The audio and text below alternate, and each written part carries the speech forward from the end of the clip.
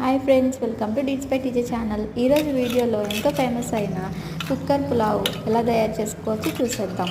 ముందుగా చికెన్ని వాష్ చేసుకుని 2 టైమ్స్ అందులో ఉప్పు, కారం, పసుపు వేసుకుని మెత్తగా కలుపుకోవాలి నీట్గా. తర్వాత అల్లం వెల్లుల్లి పేస్ట్ కూడా వేసుకుని కలుపుకోవాలి. నెక్స్ట్ పచ్చిమిర్చి, ఆనియన్స్, అలాగే ఒక టమాటో కట్ చేసుకుని పక్కన పెట్టుకోవాలి.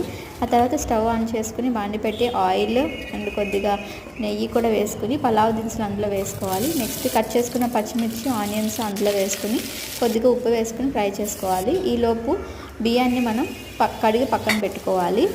నెక్స్ట్ అవి కొంచెం ఫ్రై అయిన తర్వాత చికెన్ మనం మ్యాగ్నేట్ చేసుకుని చికెన్ అందులో వేసి ముందుగా ప్రిపేర్ చేసుకున్న ధనియాల పొడి అందులో వేసుకుని అది మొత్తం హాఫ్ ఉడికిన తర్వాత ముందుగా నానబెట్టుకున్న బియ్యాన్ని అందులో వేసి తగినన్ని నీళ్ళు వేసుకుని అందులో ధనియాల పొడి, ఇంకా నిమ్మకాయ, కొత్తిమీర వేసుకుని విజిల్ 3 విజిల్స్ వచ్చే వరకు ఉంచితే రెడీ.